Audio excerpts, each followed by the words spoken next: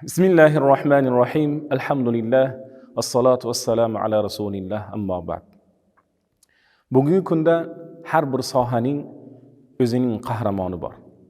Bugungi kunning qahramonlari, bugungi millat qahramonlari albatta ochiq tan olib aytish kerakki, ustoz va murabbiylar. Albatta mana shular borki, va ustoz va murabbiylarning zahmatli mehnatlarining natijasi o'laroq millat ravnaq topadi. Inson kamolotga erishadi. Yoshlarimiz ilm ma'rifatli bo'ladi. Yoshlarimiz kelajakda umid bilan harakat qiladi va mana shu ustozlarning sa'y harakatlari bilan millatimiz, xalqimiz ma'rifati ko'tariladi. Alloh subhanahu va taolo ustoz va murabbiylarni ulug'lab Qur'oni Karimda shunday marhamat qiladi. Astayzu billah.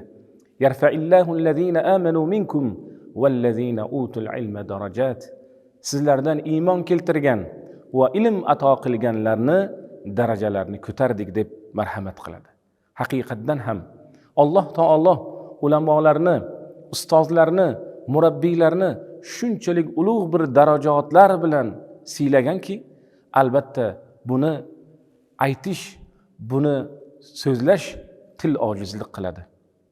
Ustoz deganda faqat dars o'tadigan zot emas, balki ustoz deganda yoshlarimizni qalbiga hidoyat nurlarini sochuvchi, yoshlarimizni ilm ma'rifatga undovchi, ularning qalbiga yaxshilik, insoniylik fazilatlarini jo qilguvchi, ularni to'g'ri yo'lga boshlovchi, millat, xalq tashvishi bilan yashovchi zotlarni tushunmoqligimiz kerak.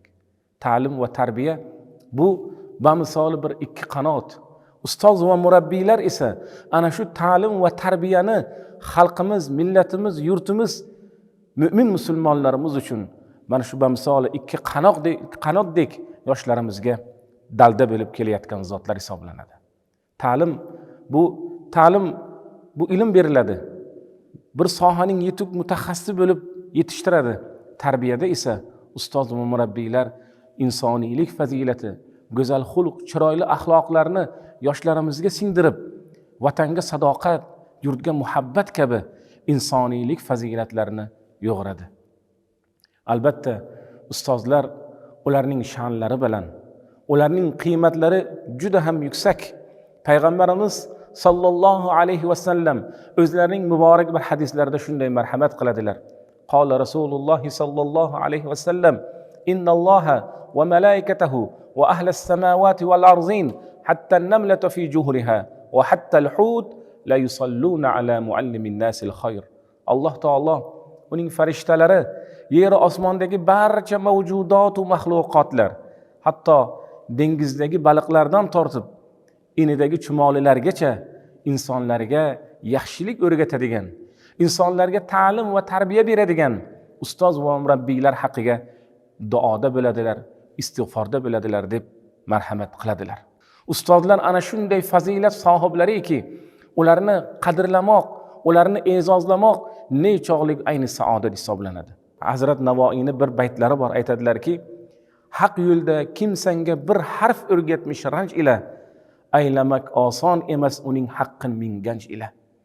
Kim senga bir haq yo'lda bir ilm o'rgatsa, bir harf o'rgatadigan bo'lsa, uning haqqini 100 xirmon oltin bilan ham ado qila olmaysan deydilar.